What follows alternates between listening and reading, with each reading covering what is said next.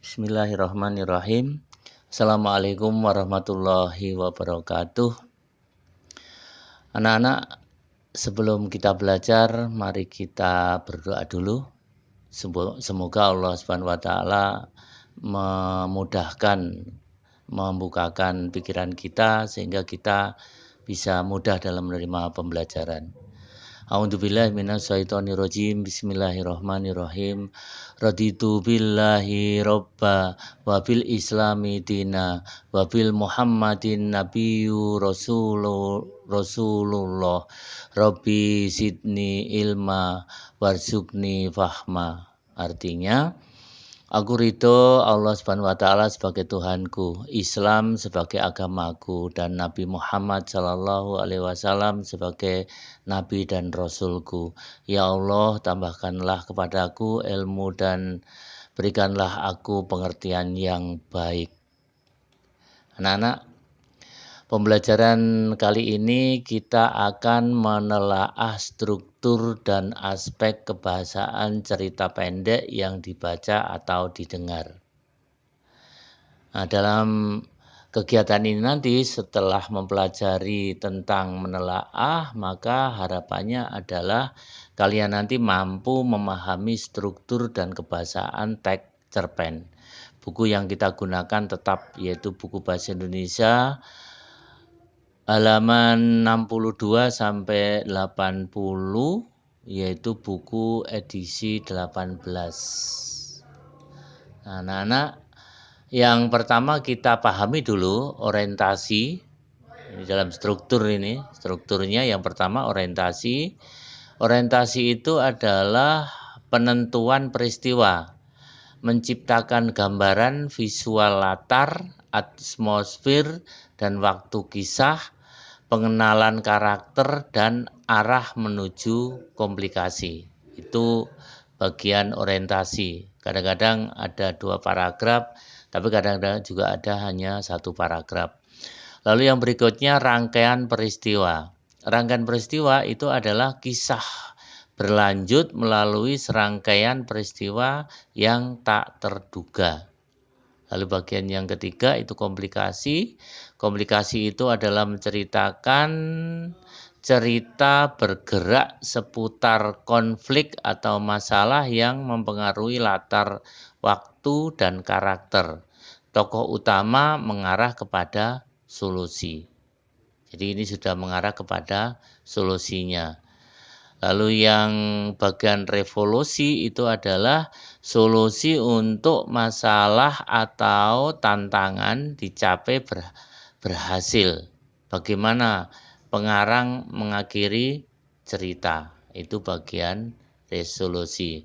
Jadi paling tidak strukturnya yang kita kenali ada 4. Kalau di kemarin sudah saya terangkan ada tesis, itu adalah abstrak atau tesis itu adalah boleh ada boleh tidak. Ya, ini strukturnya anak-anak. Di dalam teks cerpen Pohon Keramat itu paling tidak kita mengenali ada bagian orientasi, ada rangkaian peristiwa, ada komplikasi dan ada resolusi. Nah, mari kita buktikan. Di orientasinya itu adalah buktinya di sebelah barat kampung ada gunung yang tidak begitu besar. Disebut gunung barangkali tidak tepat karena arealnya terlalu kecil. Lebih tepatnya disebut bukit. Tapi penduduk kampung sejak dulu sampai sekarang menyebutnya dengan Gunung Beser. Nah, berikutnya, meski arealnya kecil, jangan tanya siapa saja penduduk yang pernah masuk ke dalam Gunung Beser, mereka akan bergidik hanya membayangkan keangkerannya.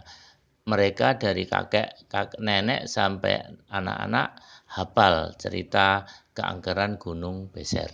Itu di orientasi. Lalu yang rangkaian peristiwanya itu mulai dari adanya konon saat penduduk Belanda di kampung, lalu paragraf yang berikutnya sekali waktu maling budiman, ini paragraf kedua. Paragraf ketiga Jaya Sakti begitu nama si maling budiman itu lari ke Gunung Beser dan bersembunyi ya dan seterusnya itu. Lalu paragraf yang keempat, karena cerita yang dipercaya kebenarannya itu tidak seorang pun berani masuk ke wilayah Gunung Beser. Lalu paragraf yang berikutnya, siapapun akan berhati-hati bila harus berhubungan dengan Gunung Beser, yaitu rangkaian peristiwanya sekitar menceritakan tentang Gunung Beser. Lalu komplikasinya adalah kekeringan di musim kemarau dan banjir-banjir kecil di musim hujan tidak asing, tapi para penduduk tidak menyerah. Alam harus ditaklukkan. Kipas angin dan kulkas menjadi kebutuhan di musim kemarau. Bendungan-bendungan kecil dibangun untuk menanggulangi musim hujan. Tiba-tiba saya merasa bahwa persahabatan dengan alam menghilang dari kamus kampung saya. Nah, ini komplikasinya sudah muncul itu. Perlawanan terhadap alam itu berakhir ketika tahun yang oleh peneliti disebut El Nino itu tiba. Kekeringan membakar kampung saya, banyak bangunan dan lahan yang hangus.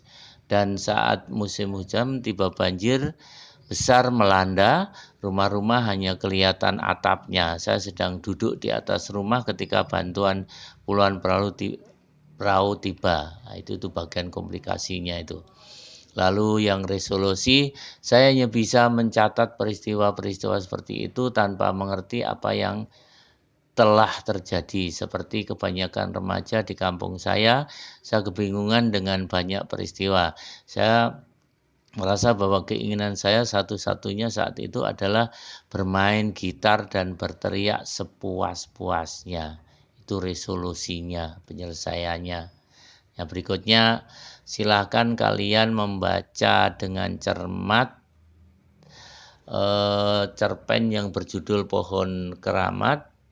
Itu ada di halaman 60 sampai 74 dan tentukan di sana bagian-bagiannya sehingga kalian paham betul ya. Paham betul bahwa cerpen itu banyak pengetahuan, banyak pengalaman, dan seterusnya. Begitu anak-anak, terima kasih perhatiannya dan mohon maaf segala kekurangannya. Ayo selalu semangat belajar dan belajar, terus belajar. Dan akhirnya saya akhiri, wassalamualaikum warahmatullahi wabarakatuh.